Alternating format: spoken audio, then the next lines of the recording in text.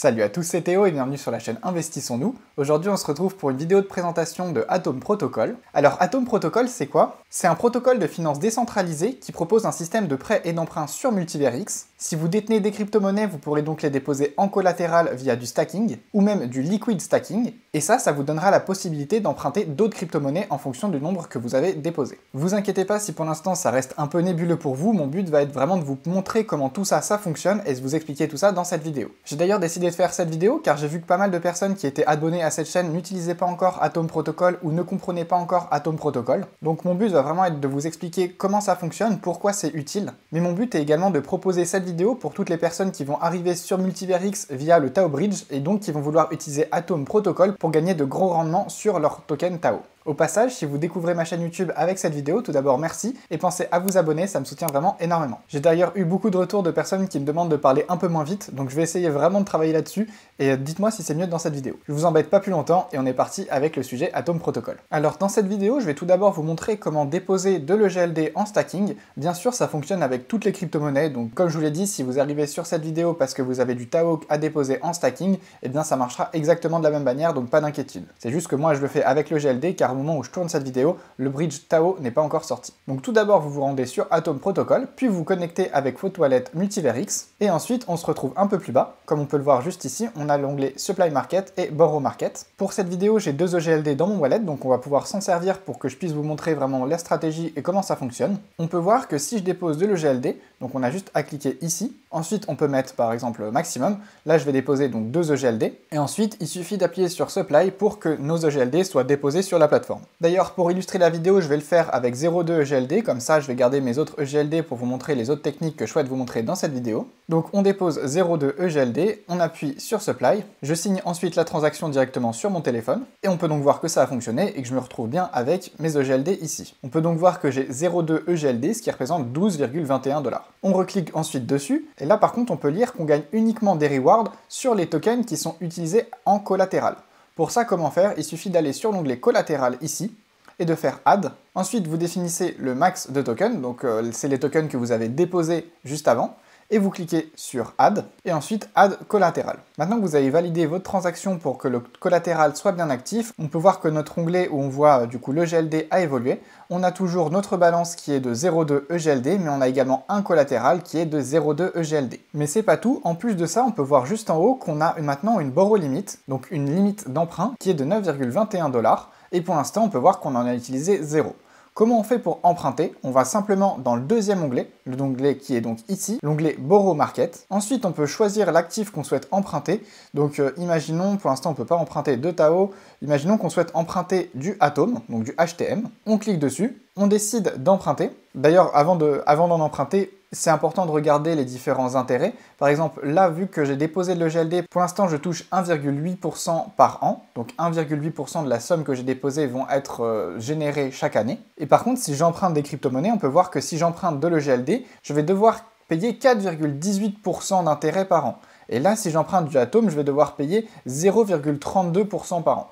C'est donc pour moi assez intéressant d'emprunter du Atom parce que je vais générer plus de rewards de par les EGLD que j'ai déposés que les rewards qu'on va me demander de payer si j'emprunte du Atom.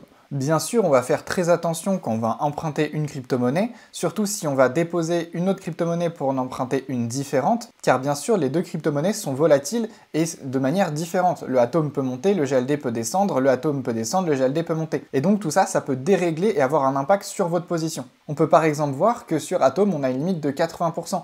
Donc imaginons que le GLD chute drastiquement et que le Atom augmente, notre position peut donc se faire liquider si on dépasse les 80% d'emprunt. Pensez donc à rester prudent et à regarder régulièrement vos positions pour voir si c'est pas trop déréglé. Pour la vidéo, on va donc rester sur quelque chose de très simple, on va rester sur donc quelque chose de neutre, on va déposer de l'EGLD pour emprunter de l'EGLD. Donc on a déposé nos EGLD, on va générer du rendement avec, mais on va en emprunter. Bien sûr, là, c'est pas forcément intéressant si vous n'avez pas une réelle utilité sur EGLD derrière, car vous allez déposer pour l'instant à 1,8% pour après emprunter à 4,1%. Donc, vous allez perdre de l'argent chaque année si vous faites ça. Mais après, je vais vous montrer comment booster vos rewards pour générer plus de rewards et que ça devienne assez intéressant. Dans tous les cas, là, je vous parle pas de stratégie d'investissement, je vous parle vraiment de comment fonctionne ce protocole et ce que vous pouvez faire avec. On va donc bien dans l'onglet Borrow, on clique donc sur EGLD et ici, on peut aller sur Limite. Donc ça va nous proposer d'emprunter 80% de la limite, qui représente 7,37 $ de GLD, donc 0,12 EGLD. On va même mettre un peu moins. On va donc mettre 0,1 EGLD. Une fois qu'on a fait ça, on clique sur emprunter, juste ici, et on signe ensuite la transaction toujours sur notre téléphone. Enfin, moi j'ai décidé de me connecter avec Xportal, donc ce sera sur téléphone. Une fois que vous l'avez fait, vous avez votre message de validation qui vous dit bien que c'est fait. Et ensuite, on peut bien sûr retrouver notre nouvel onglet qui montre qu'on a bien emprunté donc 66,66% de notre limite, ce qui représente 0,1 EGLD et 6,14 $ à l'heure actuelle. Si on remonte juste ici, on peut avoir des informations intéressantes. On peut voir que ma limite d'emprunt est faite à 66,67%, donc comme on a pu le voir juste avant, mais on peut également voir mon APY net, donc mes rendements annuels nets qui sont de moins 0,25%. Donc si votre but est de générer plus de rendement, on va dire que cette stratégie n'est pas vraiment efficace. Maintenant, je vais vous montrer comment avoir des stratégies plus intéressantes.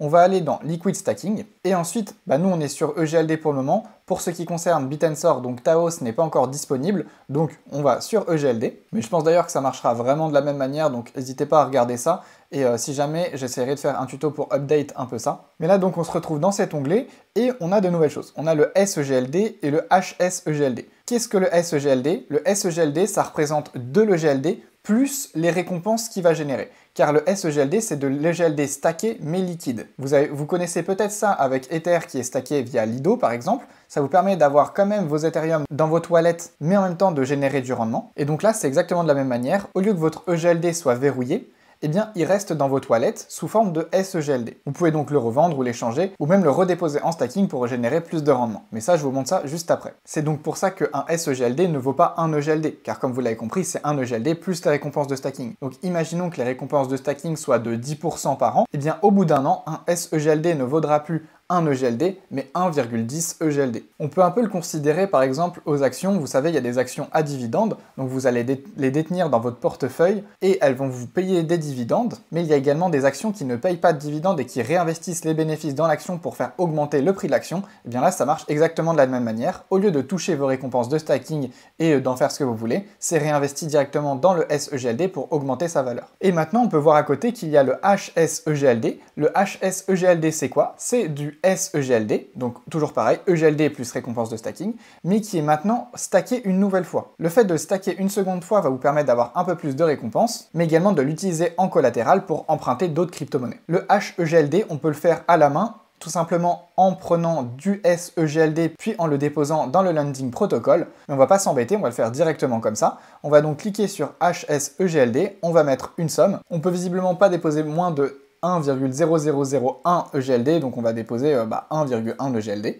Comme ça, ils vont pas nous embêter. Ce qui est sympa, c'est qu'ici, ils nous disent déjà que pour l'instant, l'estimation de gain avec ça, ça va être de 4 $ par an. J'ai déposé 67 $, donc c'est pas mal. On peut voir également qu'on va recevoir 1,04 HSEGLD. Donc comme je vous l'ai expliqué, c'est parce que le SEGLD est supérieur au prix de l'EGLD car il a les récompenses qui sont réinvesties. Et ils nous disent également de déposer le HSEGLD en collatéral pour gagner 0,23% de plus. Et si on clique sur oui, si on laisse comme ça, ça va le faire automatiquement. On peut donc maintenant cliquer sur Stake. Une fois que la transaction est passée, on reçoit donc notre message de validation encore une fois. Et maintenant, on va retourner dans l'onglet Lending Protocol. Une fois qu'on se retrouve dans cet onglet, on peut voir déjà que notre APY net a changé, il est passé à 0,19%. On peut également voir que notre borrow limit a bien augmenté, car avant on était à 9 $ et maintenant on est à 58 $. Simplement parce qu'on a déposé du nouveau collatéral juste ici. On peut voir maintenant qu'on a en plus de notre position Multiverix, la position Stacked Multiverix, donc avec du SEGLD stacké. On peut donc voir que ça représente 1,05 SEGLD et 1,05 SEGLD en collatéral. On peut donc maintenant emprunter beaucoup plus de choses dans le borrow market. Mais rappelez-vous, à un moment, je vous ai parlé d'augmenter les récompenses qu'on peut toucher sur Atom Protocol. Je vais donc vous montrer comment faire. Pour ça, il suffit de remonter, et ici on peut voir qu'il y a le HTM Booster. HTM Booster, c'est quoi? Eh bien, on va aller voir, on clique dessus. Une fois qu'on est dessus, on peut voir qu'il y a différentes choses. On peut retrouver toutes nos positions, donc la position EGLD et la position SEGLD. On peut voir que pour l'instant, on a une APY, donc un rendement annualisé de 1,83 sur le EGLD et de 0,282 sur le SEGLD. On peut également voir qu'on peut monter à un APY max de 4,93 pour EGLD et 2,85 pour SEGLD. Et pour augmenter nos récompenses, comment faire? Vous allez voir, c'est vraiment très simple, il suffit de déposer du HTM, donc le token de la plateforme, dans le booster. Déposer du HTM dans le booster va vous permettre deux choses. Si vous déposez 10% de votre somme totale déposée dans le protocole en dollars, imaginez que le total de vos positions sur Atom soit de 100 $. Si vous déposez 10 $ de HTM, eh bien vous aurez le APY max, donc le rendement annuel maximum qu'on peut voir juste ici. Maintenant, imaginez que le projet Atom vous plaît vraiment et donc vous souhaitez détenir plus de HTM, ça va avoir une réelle utilité car si vous déposez non pas 10 mais 20% de votre position totale en HTM, eh bien vous allez être éligible pour le futur airdrop du USH qu'on peut voir du coup juste ici. Et le USH, ce sera le premier stablecoin natif de Multiverix. Ce qui est très bien, c'est qu'avant d'acheter du Atom, on peut évaluer un peu notre position, combien il en faut pour avoir vraiment le rendement maximum, voire les 20% qu'il faut pour avoir accès au airdrop de USH. Pour ça, c'est très simple, il suffit de taper la somme ici. Par exemple, on voit qu'avec 10 Atom, donc ce qui représente 28 $, eh bien moi je serai à 354,96% de boost. J'ai donc pas besoin de ça. Je peux aller simplement à 6 HTM pour avoir 212,97% de boost qui est suffisant. Si vous souhaitez participer au Launchpad ou même si vous souhaitez simplement être à 10% pour avoir 100% du boost, je vous encourage à monter un peu plus. Je vous encourage par exemple là, au lieu d'être à 200%, je vais vouloir être à 212, 220%. Si je veux être simplement à 10%, donc au lieu de déposer seulement 3, eh bien je vais peut-être en déposer 3,5 des HTM. Ça représente 1,5 $ de plus, même pas. Et c'est assez intéressant parce que je monte à 1,24%. Donc imaginons maintenant que le GLD augmente grandement et le Atom ne bouge pas. Eh bien ce que j'ai déposé dans le booster ne suffira pas. Car peut-être que ma position de GLD va passer de 100 $ à, imaginons, à 150 $. Mais que les HTM n'augmenteront eux peut-être pas, donc resteront à 10 $ et ne passeront pas à 15 $. Notre position sera donc inférieure à 10% et le boost de reward ne fonctionnera plus. C'est pour ça que je vous encourage donc à en prendre soit un petit peu plus, soit à regarder régulièrement votre position pour être sûr qu'elle est toujours équilibrée. Je vais maintenant vous montrer comment acheter du HTM. Pour ça c'est très simple, on se retrouve sur Xexchange. D'ailleurs tous les liens seront en description, que ce soit le lien de Atom, de Xexchange, et je vous mettrai également un lien de referral pour Xportal si vous n'utilisez pas encore de wallet Multiverix. Une fois qu'on est sur Xexchange, on va donc dans l'onglet Swap, et ça fonctionne ensuite comme tous les échangeurs décentralisés. On va chercher notre token, donc nous on veut du HTM. On a donc vu tout à l'heure que pour être à 20%, il nous en fallait 6. On va donc en prendre 6, ça représente 0,28 EGLD. On clique sur Swap et on signe ensuite la transaction. On peut maintenant voir que la transaction est bien passée et en effet j'ai bien 6 HTM dans mon wallet. On se retrouve donc à nouveau sur le protocole Atom. On reclique sur le HTM Booster et on va cliquer sur Max, simplement pour déposer nos 6 HTM. On peut voir juste ici que si on les stake, on aura bien 212,97%, qui nous permettra donc d'avoir nos rewards maximum. On va donc passer de 1,83 à 4,94% d'intérêt net annuel. Ça bien sûr pour la pool EGLD, pour la pool SEGLD on peut voir les rendements juste ici. On va donc cliquer sur Stake, on valide encore une fois la transaction et on reçoit notre message de validation qui nous dit bravo, vous venez de déposer vos atomes. Maintenant si on descend, on peut voir que tout à l'heure, eh bien le rendement était marqué d'une autre manière, on avait 1, quelque chose % en haut, puis grisé en bas les 4,93%. On peut voir maintenant que les 4,93% sont remontés. On peut également voir juste ici qu'on est passé donc de 0,19% à 2,85% annuel net, et ça juste en déposant un peu d'atomes dans le protocole. Bien sûr, je tiens quand même à faire un disclaimer, si vous faites ça, vous achetez donc du token Atom, vous vous exposez donc à la volatilité de ce protocole. Personnellement, c'est un protocole que je trouve extrêmement intéressant, donc moi ça ne me dérange pas, mais pensez à faire attention à vous, pensez à vous renseigner sur l'entièreté du protocole, voir si c'est quelque chose qui peut vous intéresser. Une autre chose à savoir, c'est que vous allez avoir des rewards qui vont être disponibles juste ici. Vous allez donc toucher des rewards en USDC, et vous pouvez les prendre directement en HTM, au lieu de les prendre en USDC, ça vous permettra de gagner 5% de bonus. Donc si vous aimez le token HTM et que vous souhaitez vous y exposer encore plus, ça peut valoir le coup. Et en dessous, on a également l'onglet USH Airdrop qui est donc à venir. Et donc si vous l'avez compris, si vous êtes à 200% dans le boost, eh bien vous êtes éligible à cet airdrop. Tous les soirs, il y aura des snapshots qui seront effectués et vous aurez donc une allocation de tokens en fonction du nombre de jours où votre position est validée, mais également en fonction de votre position globale. On peut également voir qu'il y a beaucoup de choses qui sont en train d'arriver car on va avoir donc le USH qui va débarquer, ce qui est donc le stable stablecoin natif de Multiverix qui va être développé par Atom Protocol. On a également Soul Protocol, mais je ferai une vidéo dédiée là-dessus car je trouve ça vraiment extrêmement intéressant. Et on a bien sûr le Tao Bridge qui arrive dans quelques jours, qui va donc nous permettre de stacker nos Tao directement sur cette plateforme pour bénéficier d'extrêmement gros rendements, du moins pour le début. Donc personnellement, je suis extrêmement content de voir qu'un protocole de finance décentralisée se développe autant sur Multiverix. C'est vrai qu'on est un petit peu en retard côté DeFi, donc ça fait vraiment plaisir de voir ça. Par contre, on peut voir qu'il y a également quelques points noirs pour le moment.